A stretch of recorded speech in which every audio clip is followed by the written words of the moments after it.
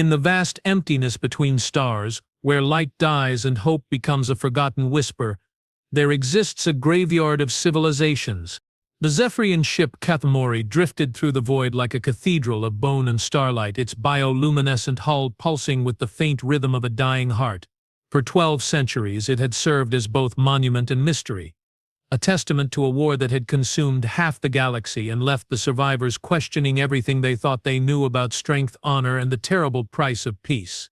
Deep within its crystalline corridors, past chambers filled with stasis pods containing the last remnants of a once mighty warrior caste, lay the Guardian, Zethkalar the Eternal. Motionless, silent, a living statue carved from midnight and starfire, standing vigil in a chamber that had become his tomb. 1,205 years, 4 months, 17 days, 11 hours and 37 minutes. The temporal display above his form continued its relentless count, a cruel reminder to any who dared enter the sacred chamber. Pilgrims came from across the 7 sectors, representatives of species both familiar and alien, all seeking the same impossible miracle: to wake the last guardian of the Zephyrian Empire and reclaim the knowledge that died with their civilization. None had succeeded. Not the cybernetic masters of Proxima 7, with their quantum neural interfaces capable of linking to any consciousness. Not the psionic collective of the ethereal winds, whose mental powers could shatter moons and bend reality itself. Not even the ancient AIs of the First Coalition, beings of pure thought and logic who had computed every possible solution across 17 different dimensional matrices. The Guardian remained motionless. His towering form, nearly 9 feet of dense crystalline exoskeleton that shifted between deep purple and silver depending on the ambient light, stood perfectly erect.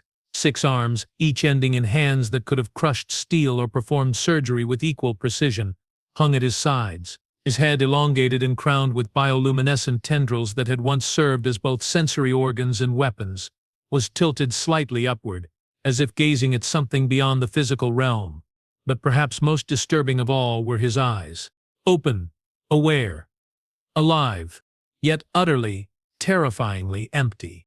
3,000 light-years away on a backwater planet called Earth, Marcus "Tank" Rodriguez was having the worst day of his 34-year existence.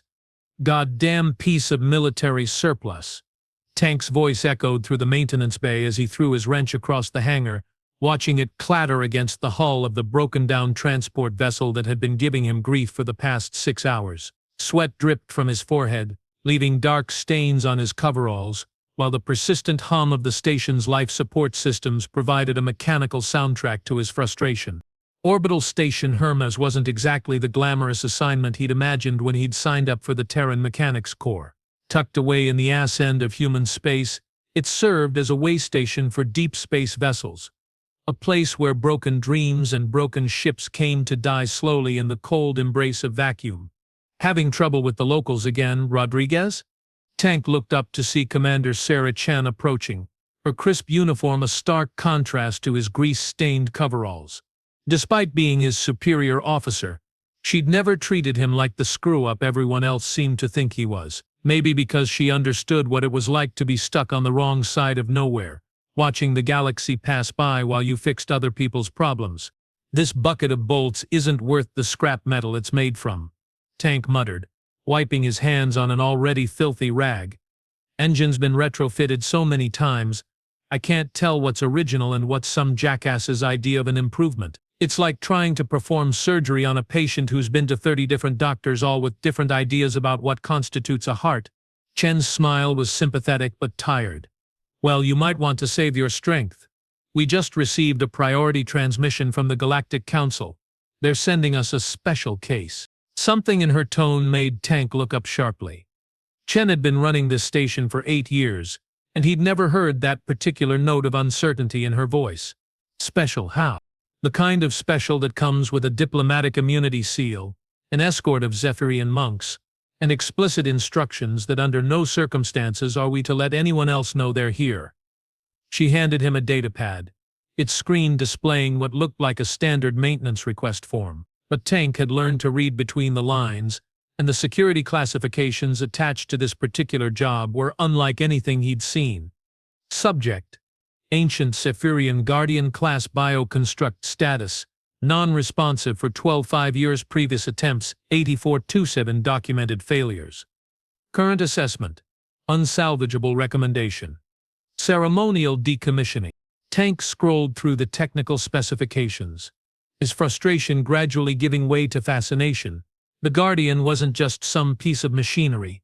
It was a living weapon, a biomechanical fusion of organic tissue and crystalline technology that represented the pinnacle of a dead civilization's achievements.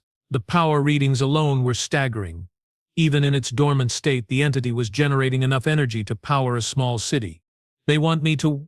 what exactly? Tank asked, though he was already getting a sinking feeling about the answer. Take a look. See if there's anything our human perspective might have missed. The Zephyrians are desperate. Tank. This Guardian represents the last connection to their homeworld's defense protocols. Without it, they're essentially defenseless against the Void Hunters. The Void Hunters. Even the name sent a chill down Tank's spine. In the 5 years since humanity had been formally inducted into the Galactic Council, they'd heard whispers of the ancient enemy that lurked in the spaces between galaxies. A force so terrible that even the mighty Zephyrian Empire, masters of bio-warfare and genetic manipulation, had been brought to their knees. And they think I can fix what 800 other specialists couldn't. Tank laughed, but there was no humor in it. Chen, I'm a grease monkey. I fix engines and patch hull breaches. I don't perform miracles. Maybe that's exactly what they need, Chen replied quietly. Someone who doesn't know it's impossible. The arrival of the Zephyrian vessel was announced not by fanfare but by silence. Tank had expected something grand. Flashing lights, ceremonial music, maybe even a formal parade of dignitaries. Instead, the Kethmori simply… One moment the external sensors showed empty space. The next they were registering a massive bioship hanging motionless outside the station's docking ring like a sleeping leviathan. How the hell did they… Tank began. But Chen cut him off with a sharp gesture. Best not to ask questions about Zephyrian stealth technology, she said. I'm told it involves folding space in ways that human mathematics can't properly describe. The docking process was equally surreal. Rather than extending mechanical umbilicals, the Zephyrian ship grew what could only be described as organic tentacles, each one ending in a complex sphincter-like portal that sealed perfectly with the station's airlocks. Tank watched through the observation windows as bioluminescent patterns rippled along the tentacles' surfaces, some form of communication perhaps, or simply the ship's way of announcing its presence. The delegation that emerged was unsettling. Tank had seen Zephyrians before. Tall, elegant beings with crystalline exoskeletons and those distinctive bioluminescent tendrils that served as both sensory organs and status symbols. But these were different, older. Their exoskeletons were darker, almost black, and their movements carried the weight of profound loss. They wore no decorations, bore no weapons, and their tendrils hung limp and lifeless against their elongated skulls. Monks, the keepers of the dead. The leader introduced herself as wise singer Yithamaran, her voice a harmonic resonance that seemed to bypass Tank's ears and speak directly to his brain. When she looked at him with those large, multifaceted eyes, each one containing depth that spoke of centuries of accumulated wisdom and sorrow, Tank felt like a child being examined by a university professor. You are the one called Tank Rodriguez, she said, though it wasn't really a question. We have studied your work. Your unconventional approaches to mechanical problems. Unconventional is one word for it, Tank replied, trying not to fidget under her gaze. Most people use words like reckless or borderline insane. Something that might have been amusement flickered across Yithamaran's features. Perhaps that is precisely what we need. Come. We will show you the Guardian. The chamber where Zethkalar stood was a cathedral of crystalline beauty and mechanical precision. Tank had expected something clinical. White walls, sterile lighting, banks of monitoring equipment, humming with scientific efficiency. Instead, he found himself in what could only be described as a shrine. The walls were living crystal, their surfaces rippling with slow, hypnotic patterns of light that seemed to respond to his presence. Organic machinery, if it could even be called that, grew from the floor and ceiling like metallic trees, their branches extending toward the Guardian's motionless form. And at the center of it all stood Zethkalar. Tank had seen the technical specifications, but nothing had prepared him for the reality of the Guardian's presence. The being radiated power even in dormancy, a sense of barely contained force that made Tank's skin crawl and his teeth ache. This wasn't just a weapon or a piece of technology, it was something that existed at the intersection of life and death, organic and mechanical, natural and artificial. Beautiful, isn't he? Ythmarin's voice carried a note of profound sadness. In the old tongue, his name means, "he who stands between darkness and light." He was the last Guardian created before our homeworld fell, the culmination of 10,000 years of biomechanical evolution. Tank circled the Guardian slowly, his trained eyes taking in details that the technical specifications had failed to capture. The crystalline exoskeleton wasn't just armor, it was a living organ, constantly growing and adapting. Beneath the surface, he could see a network of biomechanical conduits pulsing with faint energy, like a circulatory system designed to carry electricity instead of blood. What was he defending against? Tank asked, though he suspected he already knew the answer. The Void Hunters. Ythmarin's tendrils darkened to a deep purple fear, Tank realized. Even after 12 centuries, the mere mention of humanity's ancient enemy was enough to trigger a physiological response. They came from the spaces between galaxies, entities of pure malevolence that consumed entire star systems. Our Guardians were created to stand against them, to be the sword and shield of our empire. And this one just stopped working. Not stopped, retreated. Another Zephyrian stepped forward, younger than Ythmarin, his exoskeleton still bearing traces of the blue-green coloration of his youth. "I am research singer Kathmori. I have spent 2 centuries studying the Guardian's condition. He is not broken, human. He is protecting himself." Tank frowned. Protecting himself from what? From memory, Kathmori replied. The final battle against the Void Hunters was traumatic beyond description.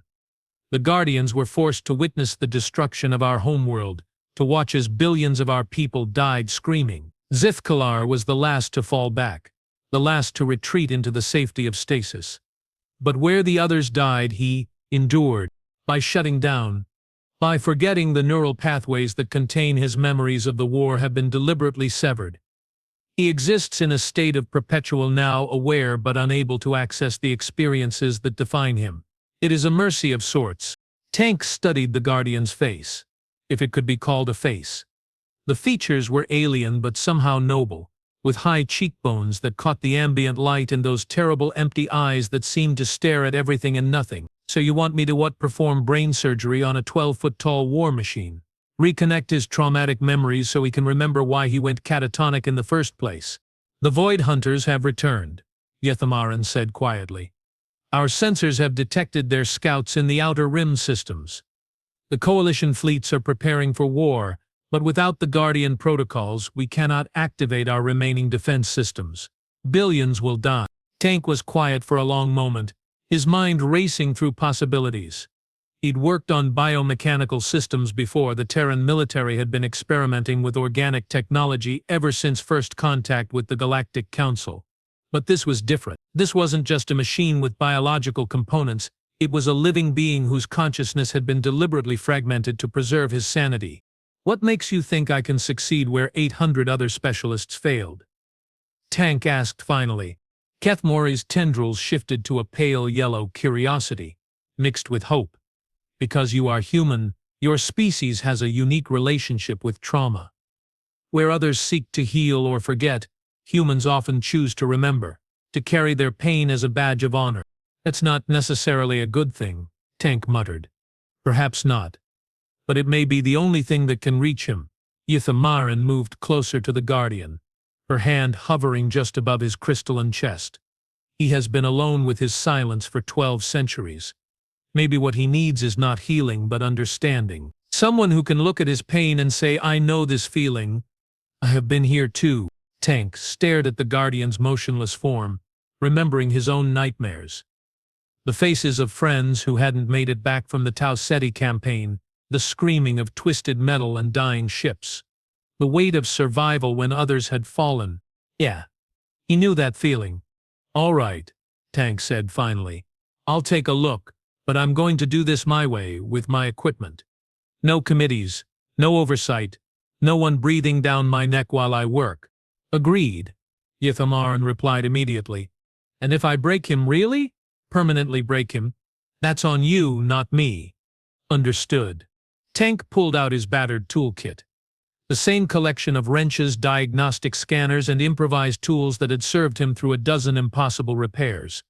Compared to the sophisticated equipment surrounding the Guardian, his gear looked like stone knives and bearskins. But sometimes, Tank reflected, the simplest tools were the most effective.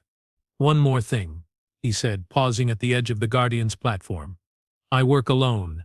Everyone out. The Zephyrians exchanged glances, their tendrils shifting through a rapid spectrum of colors that Tank couldn't interpret.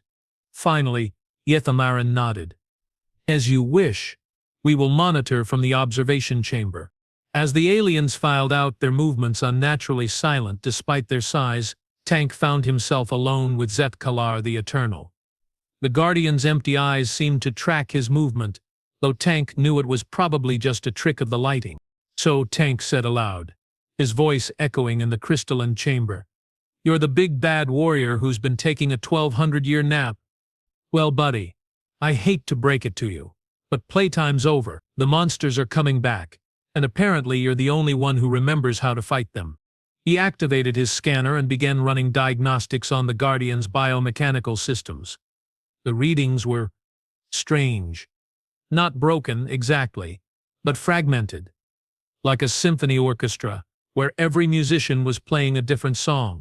I know what it's like, Tank continued, talking to fill the silence as much as anything else, carrying around memories that feel like they're going to tear you apart from the inside.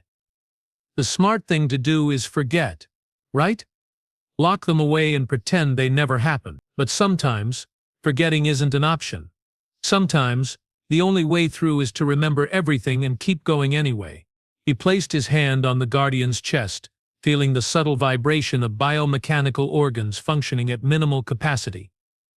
Somewhere in that crystalline matrix of living tissue and synthetic neurons, Zeth-Kalar's consciousness was hiding from itself. Tank had repaired a lot of broken things in his career.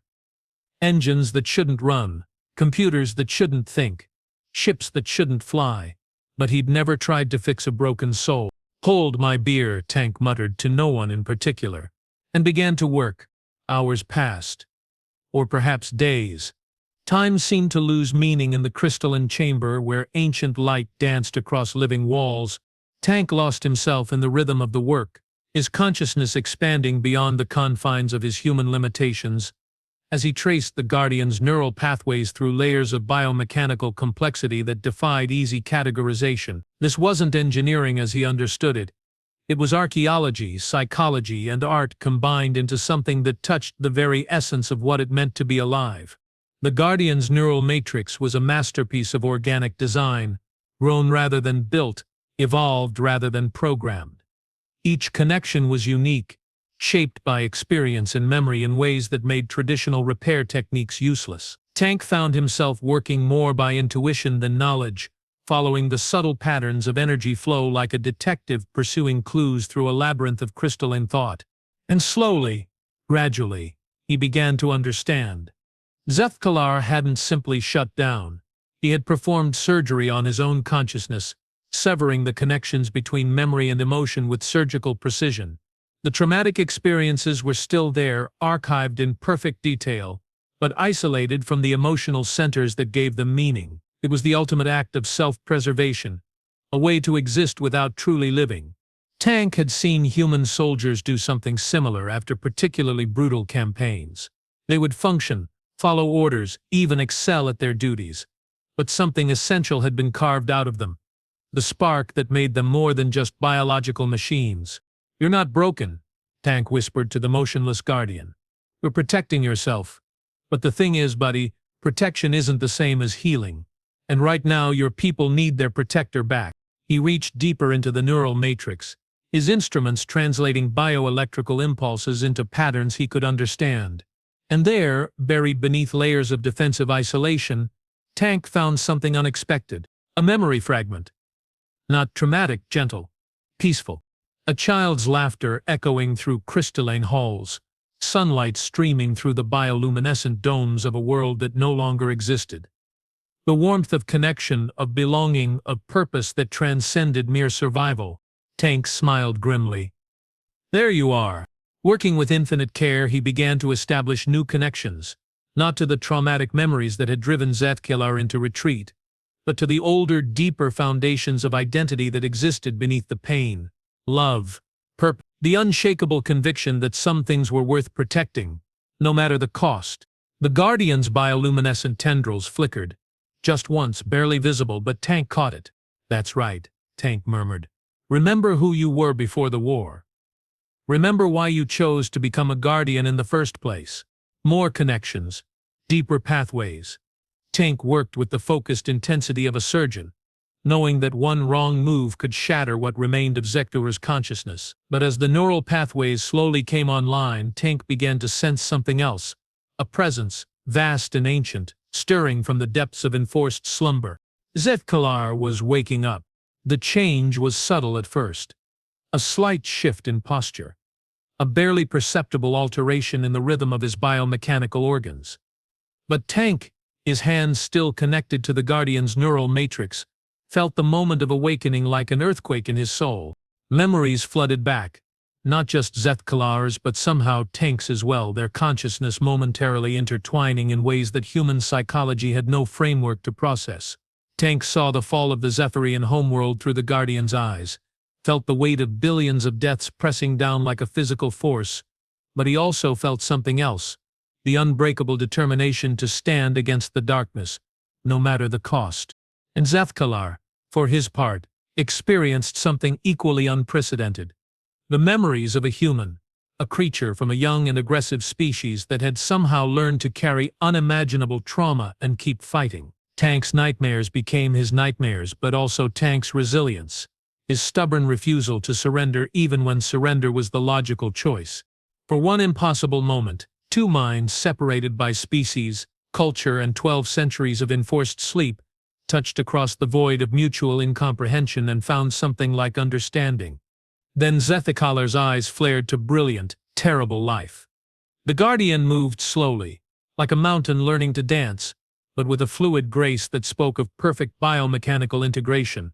His 6 arms came up, sensors extending from his fingertips to taste the air, to read the electromagnetic signatures of the chamber around him. His head turned, those multifaceted eyes focusing on Tank with an intensity that made the human mechanic feel like he was being dissected at the molecular level. When Zethkilar spoke, his voice was a harmony of organic tones and synthetic resonance that seemed to emerge from the chamber itself rather than from any single throat. You are not Zetherian. Tank managed a weak grin, his hands still tingling from the neural feedback.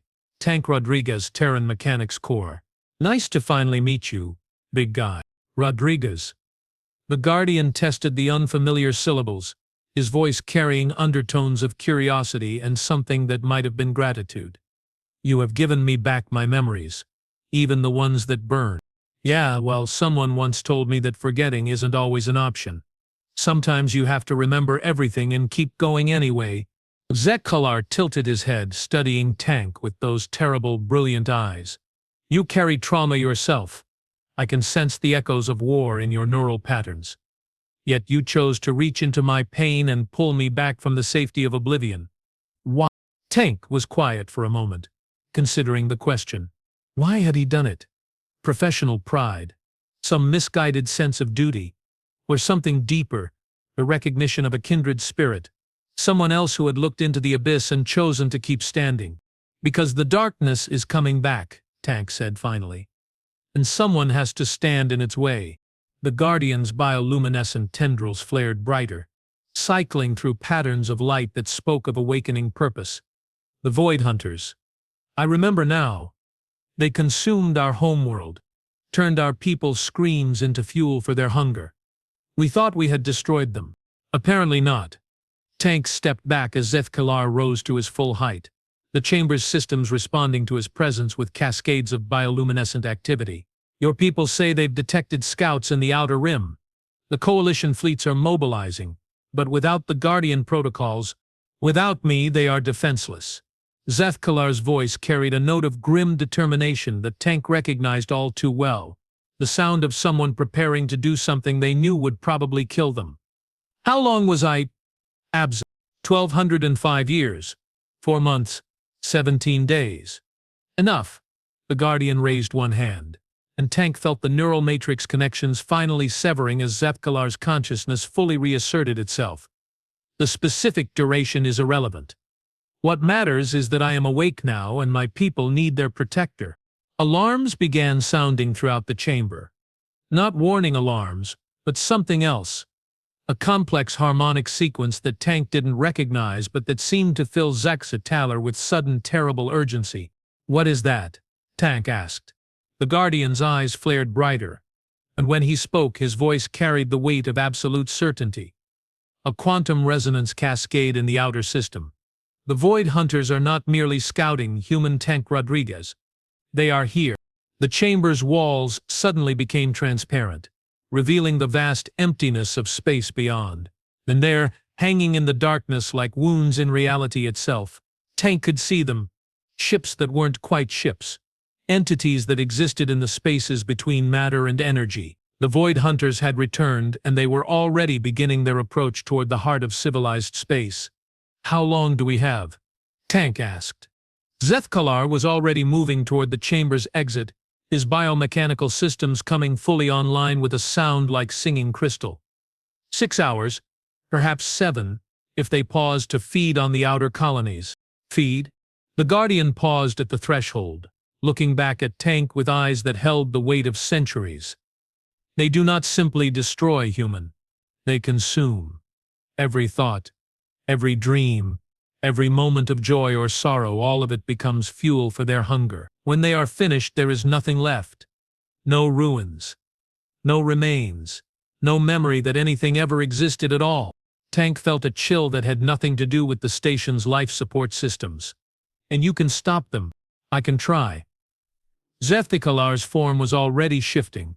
Biomechanical armor plates sliding into combat configuration, while weapon systems that Tank couldn't even begin to understand extended from hidden recesses in his crystalline exoskeleton. But I cannot do it alone. The Guardian protocols require a full neural network, multiple consciousness linked in perfect harmony. I am only one, and one Guardian cannot hold back the tide of the void. So what do you need?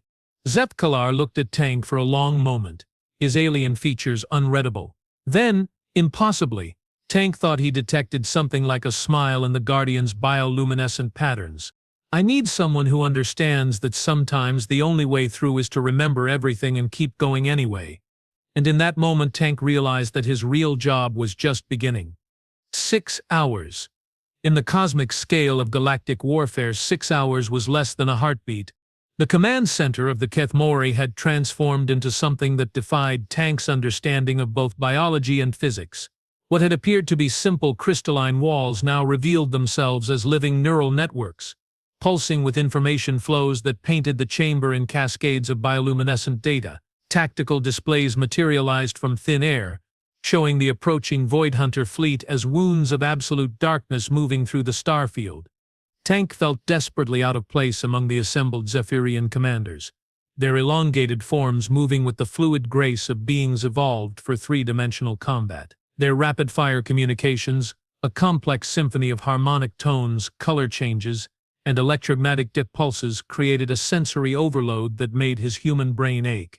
The forward scouts have reached the Helios mining stations, Warsinger Zethkalar announced, her voice carrying harmonics of barely controlled fury. 17,000 souls. Gone. Not destroyed, consumed. The stations themselves have been reduced to quantum foam. Tank watched the tactical display with growing horror as red indicators winked out of existence, each one representing thousands of lives simply erased. How is that even possible?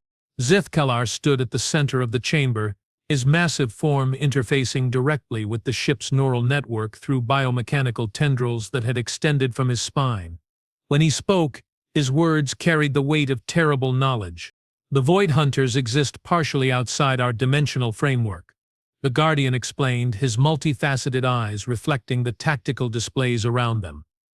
They feed on the quantum foundations of reality itself. Matter, energy, information, consciousness. When they consume a target, they don't simply destroy it. They retroactively prevent it from ever having existed. Tank struggled to find words. That's insane. That violates every law of physics I know. Your physics. Research singer Kethmore's tendrils shifted to deep crimson, bitter amusement mixed with despair. Human science is barely 3 centuries old. These entities have been perfecting the art of ontological warfare for millions of years. Wise singer Yethmaran approached Tank, her ancient features grave. This is why we need the Guardian protocols. Human Rodriguez. Conventional weapons cannot harm beings that exist between the spaces of reality. Only consciousness itself, properly focused and amplified, can reach them. Tank looked around the chamber, trying to process the magnitude of what they were asking him to do. You want me to, what? Link my mind to yours? Become part of some kind of psychic weapon? More than that, Zathakalar said quietly. The Guardian protocols require perfect neural synchronization between multiple consciousness. You would not simply be linked to us. You would become us, and we would become you. For the duration of the battle, the boundaries between individual minds would cease to exist. The implications hit Tank like a physical blow. He'd seen what battlefield neural links could do to human soldiers. The way they came back changed, never quite able to fully separate their thoughts from their squadmates, and that was just temporary tactical sharing between members of the same species. What you're talking about is permanent, Tank said. Even if we survive, I'd never be fully human again. No, Yethmaran agreed sadly. You would not. The neural pathways, once established, cannot be completely severed. You would carry fragments of our consciousness within your own for the rest of your existence. Tank was quiet for a long moment, studying the tactical displays that showed the inexorable advance of the Void Hunter fleet. Each red marker represented a level of destruction that his mind could barely comprehend. Not just death, but the complete erasure of everything that had ever mattered to the beings who had lived in those systems. And if I say no, then we die, Zathakalar said simply. All of us. Every sentient being in this galaxy. The Void Hunters will consume everything, leaving behind a universe of perfect emptiness where nothing has ever existed or ever will exist. The weight of that responsibility settled on Tank's shoulders like a physical burden. In the distance, alarms were beginning to sound as the station's long-range sensors detected the quantum distortions that preceded Void Hunter attacks. There's something else, Kethmore said, his voice carrying an odd note of reluctance. Something we have not told you about the Guardian protocols. Tank felt his stomach drop. What? The neural fusion required for the protocols. It is not survivable for organic minds that lack crystalline neural matrices. Every non-Zephyrian who has attempted to join a Guardian network has died within minutes of full integration. The chamber fell silent, except for the distant sounds of combat preparations. Tank stared at the assembled Zephyrians, seeing the truth written in their bioluminescent patterns. They weren't asking him to sacrifice his humanity, they were asking him to sacrifice his life. You knew this, Tank said, his voice dangerously quiet. You've known this from the beginning. Yes, Yethmaran replied, her tendrils darkening with shame. We knew, but we also knew that without a human consciousness in the network, the protocols would fail. Your species has something that ours lacks, a fundamental stubbornness in the face of impossible odds. Even knowing death is certain, humans continue to fight. Tank felt rage building in his chest, hot and clean and utterly justified. So this was all a setup. Wake up the Guardian, earn my trust, then spring the suicide mission on me when it's too late to back out. It was not intended as deception, Zathakalar said, though his words carried undertones of uncertainty. We hoped that perhaps your neural plasticity might allow you to survive where others had failed. Hoped. Tank laughed, but there was no humor in it. You hoped, based on what? Some romantic notion about human resilience? Based on what I sensed when our minds touched during your repair work, Zathakalar replied quietly. Your consciousness is different, adaptive in ways that suggest you might endure neural fusion longer than others of your species. How much longer? Minutes? Hours? We do not know. Tank closed his eyes, feeling the weight of billions of lives pressing down on him. The logical choice was clear: refuse the mission. Condemn the galaxy to save his own life. It was the smart choice, The rational choice. The choice that any sane person would make. But Tank had never been accused of being particularly sane. "Commander Chen," Tank said, activating his comm unit. "I need you to record a message for Earth Command." Chen's voice crackled back immediately, tight with stress.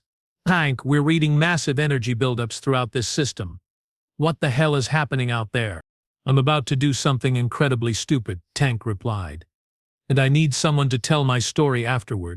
The preparation chamber was a cathedral of living technology, its walls pulsing with the slow rhythm of a vast biological heart.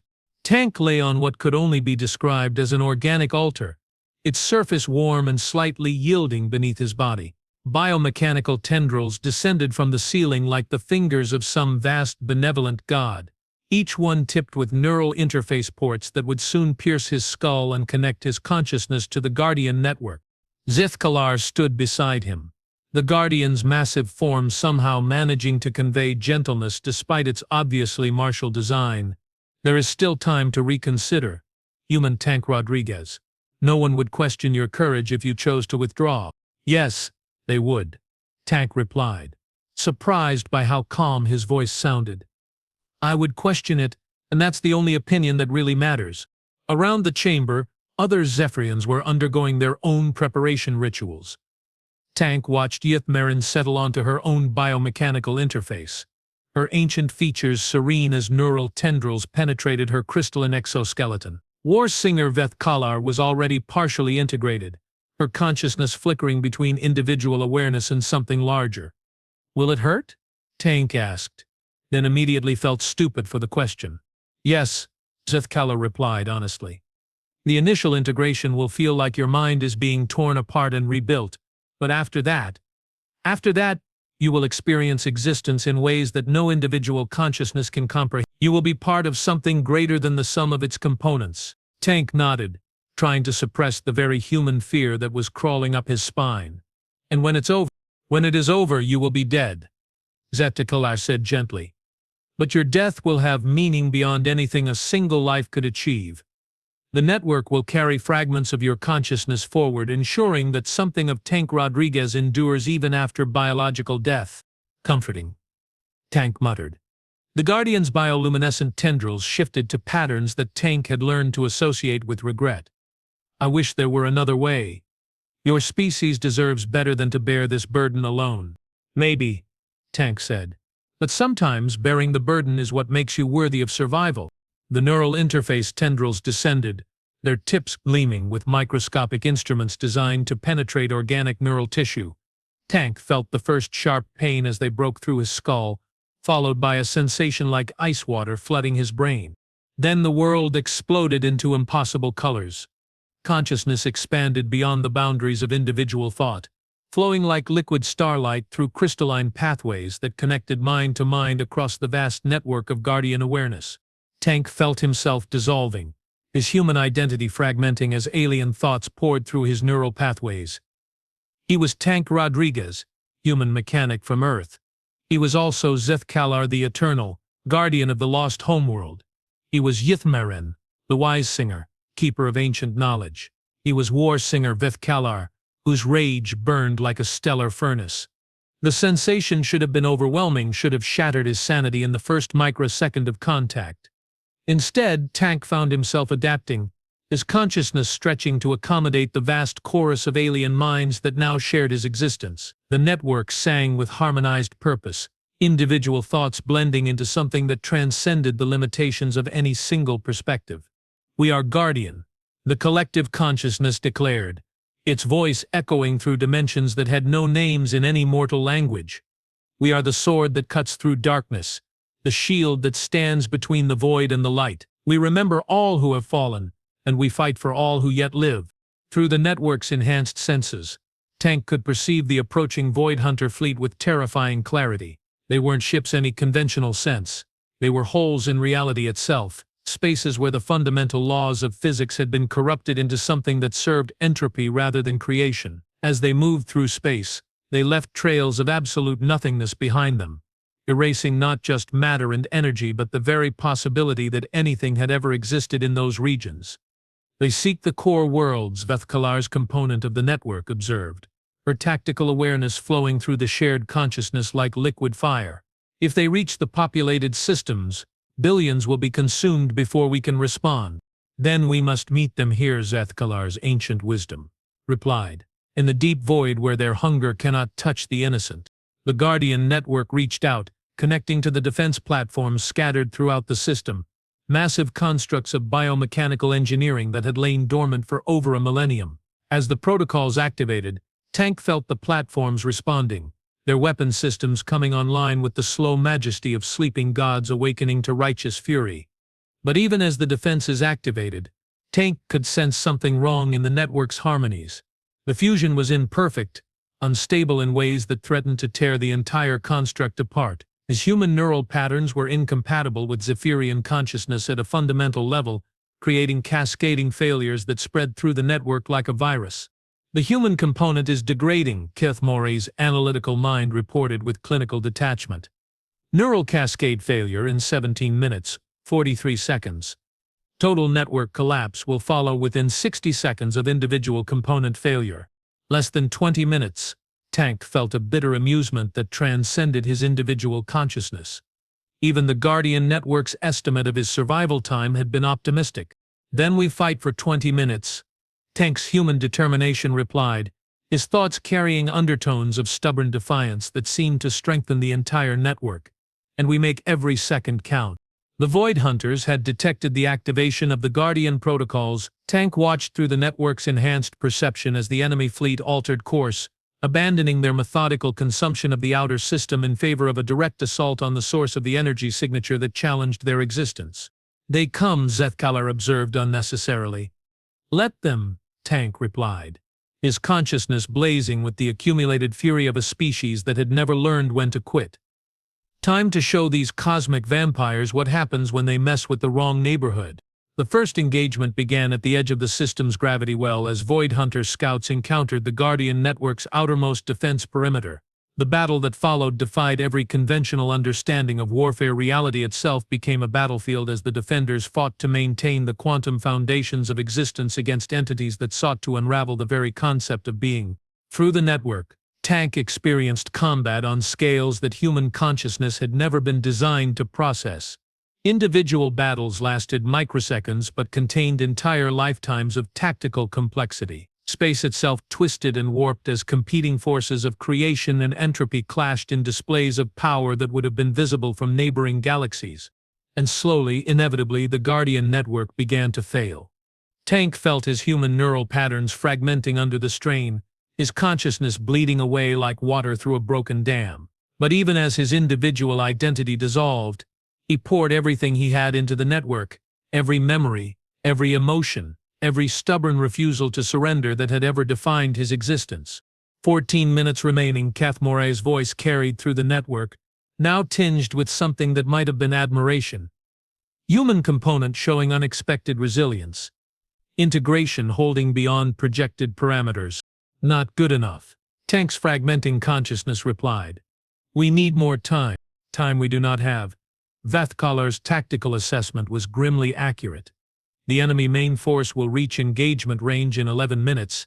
Even at full strength, the network cannot hold them indefinitely.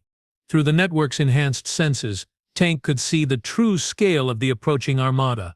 Hundreds of Void Hunter entities, each one capable of erasing entire star systems from existence. The Guardian network was powerful beyond imagination, but it was still just one weapon against an enemy that had consumed galaxies. There is another way. Luatha Maren's ancient wisdom whispered through the network, her thoughts carrying undertones of profound sorrow. The final protocol. The one we swore never to use. No, Zethkalar's response was immediate and absolute. The price is too high. The network would be destroyed and everything we have built would be lost. Better destruction with purpose than survival without meaning.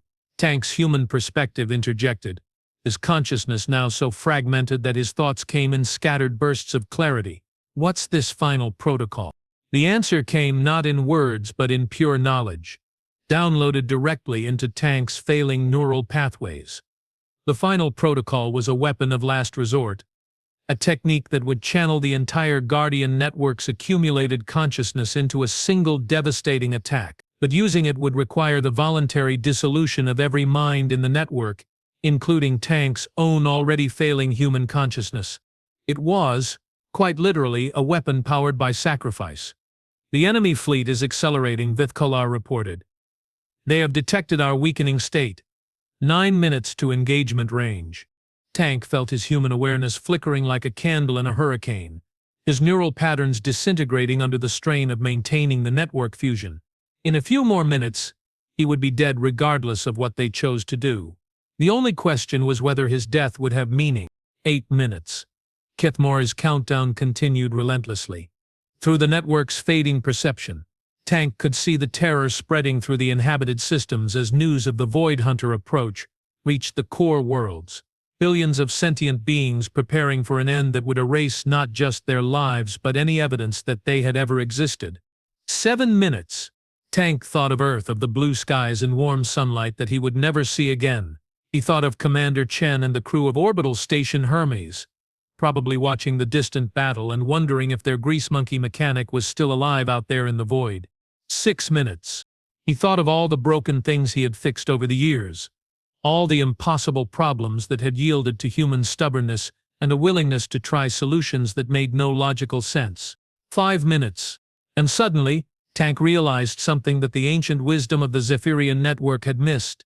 "Wait," his fragmenting consciousness whispered through the network. "There's another way. A human way." "Explain quickly." Zathkalar's attention focused on Tank's rapidly dissolving thoughts. "You have perhaps 2 minutes of coherent consciousness remaining. The final protocol." Tank's words came in desperate bursts as his neural patterns collapsed. "It doesn't have to destroy the network. It just has to channel it properly. But not through Zephyrian consciousness, through human consciousness, through adaptation instead of sacrifice. Impossibly, Ithmaran's ancient knowledge rebelled against the concept. Human neural patterns cannot survive the energy discharge required for the final protocol." "Not survive," Tank agreed, his human identity now fragmenting into component memories and emotions. "Transform, become something new. Something that can bridge the gap between Zephyrian wisdom and human stubbornness." The network fell silent for a precious few seconds as the alien minds considered Tank's proposal. Through their shared consciousness, they could sense the approaching doom. Less than 4 minutes now until the Void Hunters reached engagement range. "It could work," Kethmore's analytical mind whispered with growing excitement. The human neural plasticity, properly channeled through the network's crystalline matrices, might create a hybrid consciousness capable of directing the final protocol without complete dissolution. "The risk is enormous," Zathkalar warned. "If the transformation fails, we lose both the network and any hope of stopping the Void Hunters." Tank's consciousness was now so fragmented that he could barely maintain coherent thought, but his response blazed through the network with the accumulated determination of a species that had never learned when to quit. 3 minutes, he whispered. "Time to find out if humans are as stubborn as everyone thinks we are." And in the depths of space, as reality itself prepared to unravel under the assault of cosmic predators, the Guardian network began its final, desperate transformation, guided by the dissolving consciousness of a human mechanic who had spent his entire life fixing things that everyone else had given up on. 2 minutes. The metamorphosis began. 1 minute. Reality held its breath. 0. The Void Hunters arrived to find something waiting for them that had never existed before in the history of the galaxy. A Guardian network powered not by sacrifice but by adaptation, not by the wisdom of the past but by the stubborn hope of a species that refused to accept that anything was truly impossible. And at its heart, something that had once been Tank Rodriguez, but was now something infinitely more and infinitely less than human. But death, as it turned out, was not an ending. It was a metamorphosis. His human consciousness didn't simply dissolve into the Guardian network. It shattered like glass, each fragment catching and refracting the alien thoughts around it until something entirely new began to emerge from the ruins of what he had been. The pain was indescribable, not just physical but ontological, as if the very concept of self was being torn apart and rewoven into patterns that had never existed before. "I am Tank Rodriguez," the hybrid consciousness declared as reality convulsed around it. I am Zeth Kalar the Eternal. I am the network and the individual, the human and the alien, the stubborn mechanic who fixes impossible things. The Void Hunters struck like a tsunami of entropy, their non-existence crashing against the Guardian Network's defenses with force enough to crack moons. But they found something unexpected waiting for them. Not the ordered crystalline consciousness of Zephyrian minds, nor the chaotic neural patterns of unaugmented human thought, but something that bridged both worlds while transcending their limitations. Through perception that existed in 17 dimensions simultaneously, the hybrid consciousness observed the enemy with perfect clarity. The Void Hunters were indeed magnificent in their horror, beings of pure negation that existed in the spaces between quantum possibilities. They fed not just on matter and energy, but on the fundamental information that gave reality its structure. Where they passed, even the laws of physics forgot how to function properly. Fascinating. The network that was Tank observed with scientific detachment that somehow coexisted with burning human rage. They're not actually destroying reality. They're convincing it that it never existed in the first place. Ontological warfare at its purest. The lead Void Hunter, a creature that hurt to perceive directly, like a living black hole wrapped in the screams of dying galaxies, focused its attention on the Guardian Network. When it spoke, its words bypassed sound entirely and carved themselves directly into the fabric of space-time. You are unexpected. Your pattern does not match known Zephyrian configurations. That's because I'm not just Zephyrian anymore, the hybrid consciousness replied, its voice carrying harmonics that made nearby stars flicker. I'm something new, something that shouldn't be possible. The Void Hunter's response was immediate and devastating. A focused beam of pure negation that should have erased the Guardian Network from existence. Instead, it found itself absorbed, metabolized, transformed into something that fed the hybrid consciousness rather than destroying it. Impossible. Entropy cannot be reversed. Negation cannot be negated. Watch me, Tank's human stubbornness blazed through the network like wildfire. I've been fixing impossible things my whole life. This is just another repair job. What followed could not properly be called a battle. Battles implied conflict between roughly equivalent forces operating under similar rules of engagement. This was something far stranger. A reality storm where competing definitions of existence clashed across multiple dimensional layers simultaneously. The hybrid consciousness fought like nothing the Void Hunters had ever encountered. Where they projected entropy, it projected adaptation. Where they sought to erase, it sought to transform. Most confusing of all, it seemed to actually grow stronger as the battle progressed, feeding on the very forces the Void Hunters used to unmake reality. The final protocol, Yithmarin's ancient wisdom whispered through the network. It is time. But the consciousness that had been Tank Rodriguez had already moved beyond the need for predetermined solutions. Working with an intuition that combined human creativity with Zephyrian technical mastery, it began to improvise something that had never been attempted before, not the destruction of the network's consciousness to power a single devastating attack, but the expansion of that consciousness to encompass and transform the very foundations of the local space-time continuum. If they want to play with the rules of reality, the hybrid thought with grim amusement, let's see how they handle a universe where the rules can change. The transformation began subtly. Small alterations to the fundamental constants that governed physical interactions in the immediate vicinity. The speed of light became variable, responding to conscious will rather than universal law. Gravity reversed itself in localized pockets, creating defensive barriers of twisted space-time. Most dramatically, the concept of entropy itself began to bend and flow like liquid, sometimes accelerating the decay of Void Hunter entities while simultaneously reversing damage to the Guardian Network. The lead Void Hunter's rage was a palpable force that cracked nearby asteroids. This is forbidden. Reality must remain consistent. The universe demands order. The universe demands whatever I tell it to demand. The hybrid consciousness replied, its voice now carrying undertones that made quantum particles dance in impossible formations. And right now, I'm demanding that you get the hell out of my galaxy. The battle escalated beyond anything that had been seen since the early days of cosmic evolution. when the first forces of order and chaos had struggled to define the basic parameters of existence. Space itself became a weapon as the hybrid consciousness learned to manipulate the quantum foam that underlied all reality, turning the very vacuum into a substance that could cut through void hunter entities like acid through tissue. But the enemy was not without resources of their own. As the battle raged, more void hunters emerged from the spaces between galaxies, their combined presence beginning to destabilize the local galactic cluster. Stars began to wink out of existence as their reality matrices collapsed under the assault of pure negation. "There are too many." Vethkalar's tactical assessment blazed through the network. "Even with our expanded capabilities, we cannot hold them indefinitely." "Then we don't hold them," the hybrid consciousness replied. Tank's human pragmatism asserting itself through layers of alien thought. "We eliminate the problem at its source." Through perception that spanned multiple dimensional layers, the network traced the void hunters back to their origin point, a wound in reality itself, located in the space between galaxies where something had gone catastrophically wrong with the fundamental structure of existence. Billions of years ago, it was from this wound that the void hunters emerged, and it was this wound that continued to spawn them in infinite numbers. The source, Zathkalar's ancient memory, provided context. We theorized its existence, but could never locate it.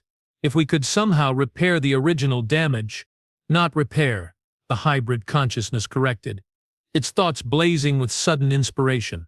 "Transform. Turn their greatest strength into their greatest weakness."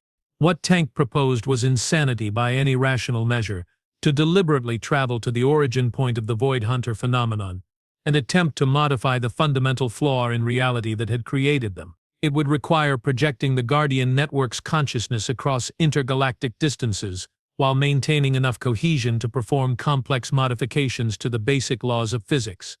The chances of success were essentially zero. The chances of survival were even lower. "I love it," Tank's human recklessness sang through the network. "It's completely impossible, tactically suicidal, and violates about 17 different laws of physics, which means it might actually work." The Guardian Network began to contract, pulling its consciousness back from the local battle and concentrating its power for the impossible journey ahead. The Void Hunters, sensing the sudden change in their opponent's behavior, pressed their attack with renewed fury, seeking to destroy the network before it could implement whatever desperate plan it was formulating. 10 seconds. Kuthmorai's analytical mind calculated the window for interdimensional translation. "If we miss this opportunity, the local reality matrices will be too destabilized for long-range projection." "Then we don't miss," the hybrid consciousness replied, pouring every fragment of Tank's mechanical expertise into the network's preparation systems. "I've never missed a deadline that really mattered." 5 seconds. Reality began to fold around the Guardian Network as it prepared for translation across distances that dwarfed the scale of individual galaxies. 3 seconds. The Void Hunters' final assault reached crescendo, their combined negation field threatening to erase the very concept of the Guardian Network from existence. 1 second. Now, the space between galaxies was a void so perfect it made the emptiness of interstellar space seem crowded by comparison. Here in the ultimate darkness where even light feared to travel, the Guardian Network found what it was looking for: a tear in the fundamental fabric of reality itself, a wound that bled entropy into the ordered universe like poison from a festering cut. Through perception that operated beyond the normal constraints of space-time, the hybrid consciousness studied the anomaly with fascination and growing understanding. This wasn't random damage. It was the result of some ancient experiment gone catastrophically wrong, an attempt to transcend the limitations of physical existence that had instead created a permanent gateway for forces that sought to unmake everything the universe had accomplished. The original creators, Yithmarin's ancient knowledge provided context. The predecessors, from before even our earliest memories, they sought to achieve perfect consciousness by eliminating the chaos of physical existence. And instead they created the ultimate expression of that chaos. Tank's human insight blazed through the network.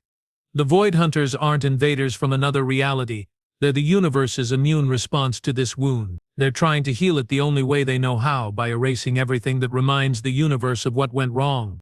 It was a revelation that recontextualized everything they thought they knew about the enemy. The Void Hunters weren't malevolent beings seeking conquest. They were antibodies programmed to eliminate the infections of complexity and consciousness that the original wound had allowed to flourish. Which means the hybrid consciousness continued. Tank's mechanical intuition guiding its analysis, that we don't need to destroy them, we need to reprogram them. What followed was the most delicate repair work ever attempted in the history of sentient existence. Working with tools that existed more as concepts than physical instruments, the Guardian Network began to modify the fundamental structure of the reality wound. Not to close it, that would have been impossible, but to change its function. Instead of bleeding entropy into the ordered universe, the wound began to metabolize it, transforming the chaos into new patterns of existence that had never been seen before. The Void Hunters, suddenly finding their prime directive fulfilled in a way they had never anticipated, began to transform as well. It's working. Kathmori's analytical mind tracked the cascading changes with amazement. The enemy entities are adapting, learning, becoming something new. Through the network's expanded perception, they watched as the Void Hunters slowly shed their role as agents of negation and began to embrace a new purpose. Not as destroyers of complexity, but as gardeners of it, helping to nurture the infinite varieties of existence that the universe was constantly trying to create. But the transformation was not without cost. The energy required to modify something as fundamental as a flaw in reality itself was enormous, and the Guardian Network was paying that price with the only currency it possessed, its own consciousness. The network is destabilizing. Vetkalar's tactical awareness carried undertones of profound exhaustion. We cannot maintain coherence much longer. How long do we need? The hybrid consciousness asked, though it could already sense the answer in the flow of quantum probability around them. 17 minutes for the transformation to complete. Yithmaran's ancient wisdom provided the calculation. We have perhaps 5 minutes of functional consciousness remaining. Tank's human stubbornness blazed through the dissolving network like a beacon in the darkness. Then we hold on for 17 minutes. I don't care if it's impossible. I don't care if it kills us. Some things are more important than survival.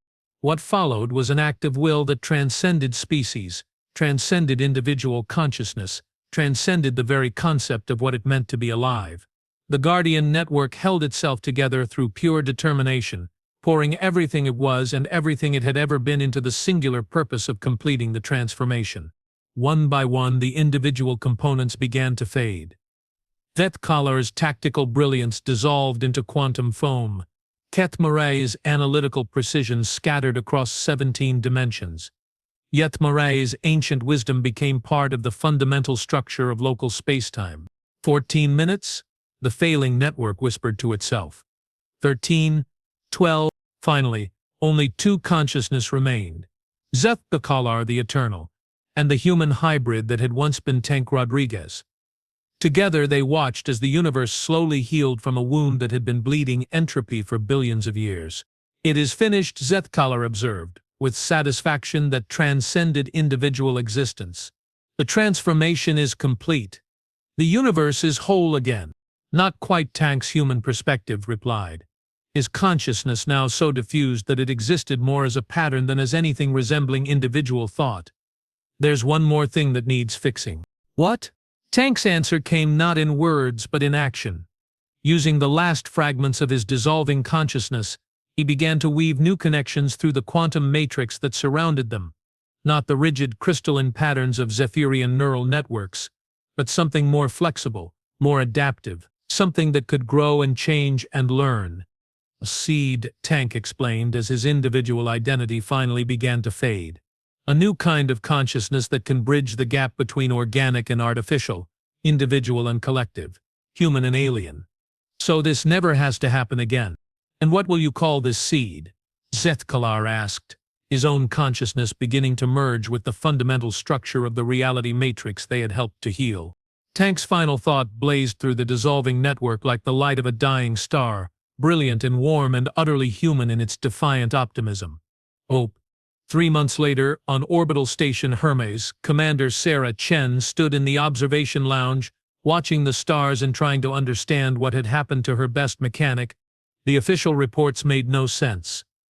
According to the Galactic Council, the Void Hunter threat had simply vanished.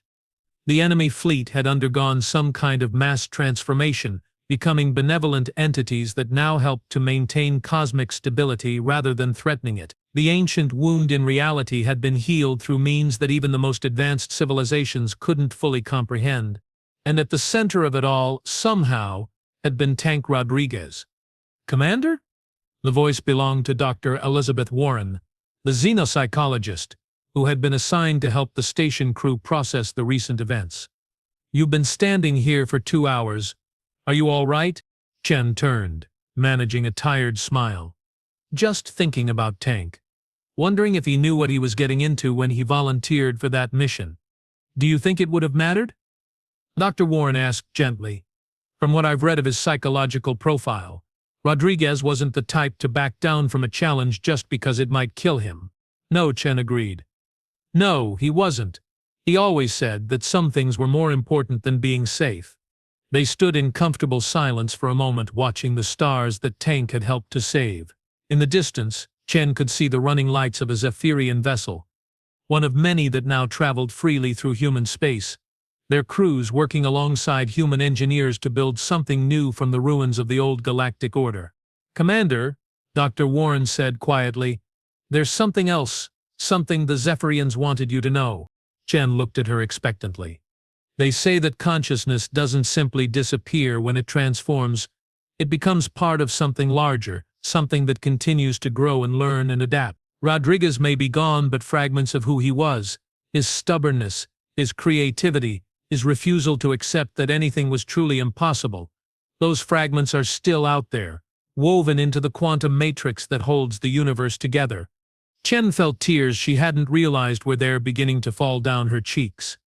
"You mean he's not really dead?" "I mean he's not really gone," Dr. Warren replied. "Every time someone fixes something that seems impossible, every time someone refuses to give up when giving up would be the logical choice, every time someone looks at the universe and says, 'I can make this better,' a little bit of Tank Rodriguez is there helping to make it happen." Chen nodded, her vision blurring as she looked out at the stars. "That sounds like him. Even in death, the stubborn bastard couldn't leave well enough alone." Dr. Warren laughed softly. "The Zephyrians have a saying for it. They call it eternal maintenance. The idea that some kinds of work never end. They just get passed on to whoever comes next." "Eternal maintenance," Chen repeated, tasting the words. "Yeah, Tank would have liked that." As if in response to her words, the lights in the observation lounge flickered once. Not a malfunction, but something more like a greeting. Chen smiled through her tears, knowing with absolute certainty that somewhere in the vast network of quantum consciousness that now helped to maintain cosmic stability, a grease-stained mechanic was still hard at work, fixing things that everyone else had given up on. And he always would be. In the depths of space, where ancient wounds had healed and new possibilities bloomed like flowers in an infinite garden, something that remembered being human continued its eternal work. The hybrid consciousness that carried fragments of Tank Rodriguez moved through dimensions that had no names, tending to the delicate machinery of existence with the same patient dedication he had once brought to broken engines and stubborn computers. Each repair was unique, each solution improvised, each problem approached with the fundamental assumption that nothing was truly impossible. It just hadn't been fixed properly yet. Sometimes, when young civilizations faced challenges that seemed insurmountable, they would find themselves visited by inspiration that seemed to come from nowhere. Sudden insights that solved problems their greatest minds had declared impossible. They never knew that they were receiving help from a consciousness that had once been a mechanic on a backwater station. A man who had looked at the universe's greatest problem and said the most human thing possible, "Hold my beer." And in the quantum depths of reality itself, Tank Rodriguez kept his tools sharp and his coffee strong, ready for whatever impossible thing needed fixing next. Some jobs, after all, never really end. They just get passed on to whoever's stubborn enough to keep trying.